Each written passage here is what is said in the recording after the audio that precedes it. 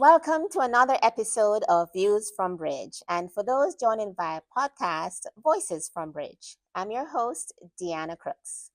With me today is Allan Smith, the mayor of Rocky Hill. And today we'll be diving into how municipal policies affect or influence equitable housing. Allan, welcome. Hello, thanks for having me. Of course, of course. So I'm just going to dive straight in and ask you, many people care about their community, but you have chosen to lead it. What, brought you in that direction? Well, I was always interested in politics, watching from the outside. When I bought a home in Rocky Hill, I started paying more attention to what was going on locally. Yes. But just like anybody else, sometimes it's hard to get involved or hard to know how to get involved. Yes, true. When I became a realtor, it allowed me the flexibility to get more involved in things. So I had already volunteered for nonprofits and done that type of stuff. But after I became a realtor, I started getting more involved in the with our state rep, and I volunteered for a couple campaigns. Then I started to see how things work, and once I understood that, and I was opinionated about some of the decisions that were being made in town, I realized I can't just sit back and complain about this when I do have the flexibility to get involved. Right. Which is what being a realtor allowed me to do. I can leave in the middle of the day to do a ribbon cutting, at 2 p.m. at a new business. But I can also come and sit through a town council meeting that goes until 10 o'clock at night. Right. Because I don't have to be somewhere else. I don't have a 9 to 5. Right. You can volunteer at your local realtor association, and you can Absolutely. serve on government affairs. Right. So yes, you do have that flexibility. So you're the only one in your family who is involved that way in regards to the town and politics and real estate. Yeah. So my sister is actually involved. She's on the board of finance for her town in Massachusetts. Okay. Inspiration, perhaps? No, not really. Oh, you got there first? Yeah. Okay. No, she was there first, but every town is different, and yes. Massachusetts and Connecticut are different. So I'm not even sure if that's an elected position or appointed. We really don't talk that kind of local deep politics on that, right. stuff that much. And my father was involved in Board of Education PTO stuff when I was a kid, but it was also well before I had any idea what was going on with that. Right.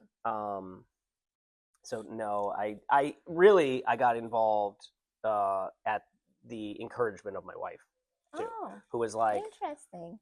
Look, you have the time now. Yeah, you have the passion. You want to get involved. Yes. There's nothing that says you can't. Yeah. And Obama had one of the best quotes about this. Yeah. And that is, you fight so much to have a seat at the table that once you get there, you realize the people there ain't all that. Right. Interesting. I like that quote. I'm going to borrow it. And I know you're passionate because I've seen you and I've heard you advocate for certain things. So I know that that's truly a passion of yours. All right. So for our public, our realtors, I'm going to ask you, how do local policies shape housing access and affordability? Well, particularly in Connecticut, we have 169 towns. They all do things differently. All of them. And towns can constrict or open up housing by simple changes. Yeah. So a lot of towns historically have prevented, development by just saying, oh, you can't build here unless you have 2 acres. Yeah. Well, that limits what can be built. Or they do limits around parking and things like that. Makes it restrictive almost. Yeah. Yep. And then other towns although it's not as common, towns can just, if you like, the example is always given of Texas. Yeah. Like Texas has, or at least for a long time, had no zoning. Mm-hmm. So it was just build whatever, wherever you want. Right. And what it leads to is a lot of mixed match stuff that doesn't make any sense. Yeah. You got a skyscraper next to a little house, next to, auto repair shop, next to, and it doesn't necessarily make sense. Connecticut introduced zoning, which they introduced zoning in like the 20s. Yeah. I would encourage anybody to read The Color of Law that talks a lot about that across the country. They introduced it then, which created a lot of these issues where, well, you can only have multifamily housing in this area, and you have to have this amount of parking, and you can't have this type of housing here. And now we're seeing the ramifications of it, so much later. That. Yes, yeah. And I love that you referenced that book, Color of Law. It's an excellent read. I've read it myself. Here at the association, we've done it as a deep dive for many of our agents to pick apart the history of housing, how we got to where we are. So I appreciate that reference. It's great. I mean, there's no other book that lays it out like that. If anybody thinks that, there wasn't a systematic approach to segregating housing, you can't read that without coming away with understanding that, this was all done systematically. Yes. This way. It's great. It's a hard read because it is so much fact-based stuff. But if you're, a policy nerd like myself, you'll enjoy it. Yeah. Okay. How does equity factor into local housing policy? I think the one thing that right now we have to remember is the way that everything is being skewed from policy from the top down, from Washington to locally, is that power seems to be getting pushed right now towards the people that already have versus the people that have not yet. Yes. There's a lot of analogies you can use for that. People talk about, you got to pull yourself up by the bootstraps, but other people have all the boots. Right. Or, you got to climb your way up the ladder yourself, but the people that are up on the roof have already pulled the ladder up. Right. Like, there's all kinds of analogies around that, but from an equity lens, the way that I see it is, we've set up everything, particularly it seems in the last 5 or 6 years, it's almost sped up, that everything is set up for the people that already have achieved the American dream. Right. And everybody to get to that point now has to work so much harder. Yes. And whether it's young people that have massive student loan debt that they didn't have before, that the previous generations didn't have. Yeah.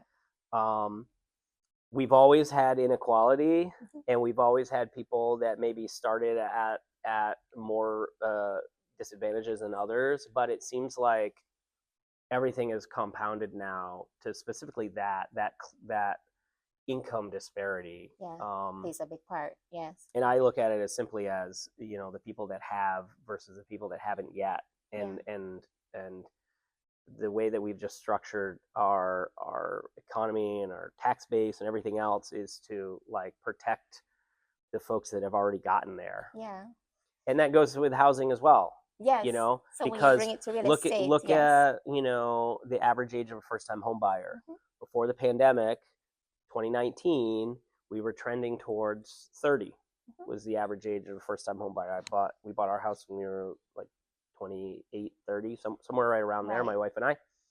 And now it's over 40. Yeah. And it did that in just a space of 5 years because of the wealth gap. Yeah. And you're right, that impacts people's ability to buy, because if you keep moving the goalposts, then it becomes less and less attainable for a lot of people. And where we should be trying to shorten the gap in ownership, now we're even widening that further than it was before. Yeah. Yeah, and just look at the amount of, and I'm sure you've seen a lot of the numbers around home ownership versus renting. Yes. If you rent your entire life, you basically pass away with like $4,000 in the bank. If you own a home, you pass away with $400,000 in the bank or worth of equity. Generally, the numbers are like astronomically different. What role can realtors play in civic engagement? Well, we play a huge role because there's so many of us. In just our area, we have 5,000. Yes, roughly. just here alone. Right, just in Greater Hartford. Just in Greater Hartford, we have about 5,000. In across the state, we have about 18,000. And in the nation, we're the largest trade group, so we have a really big voice.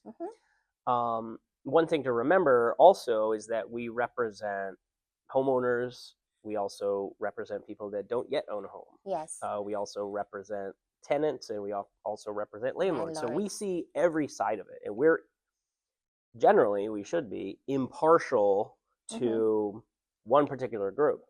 So when we're advocating for something, generally, our representatives should see that as kind of nonpartisan. Yes. That we're not favoring any one side. We're just doing something that like makes sense. Yes. For everybody. And the role that we can play is, first of all, we all have to participate. Secondly, I think we have that flexibility that somebody that has a normal 9-to-5 job doesn't have. If you're a teacher or somebody that's like a data analyst for Cigna or something like that, you're working 9-to-5 Monday through Friday, like those type of jobs. You don't have the flexibility always to be involved in things the same way. As a realtor, we make our own schedule. So if we make time for something like that, first of all, it's hard for a realtor to get fired. Yes. You can get fired by clients. Right. But we're independent contractors. Right. So it's hard to get fired otherwise. I work for Berkshire Hathaway, but so we play an important role there. And if you look at our state legislature, for instance, we have everybody there is either an attorney, independently wealthy, they work for a nonprofit, or some of them are realtors. Yes. All flexible positions. All those, and that's how it's just how it works when you're like a part-time legislature like that. Well, I value that you're able to balance, your work, with your home, with your family life, and with your volunteer, and combining all of that is important. And for me, what I'm hearing from you is almost a call to action, that you can make time to do things you're passionate about. And we have that flexibility. So don't just complain about it, be solution oriented and get involved. So thank you for that little nugget.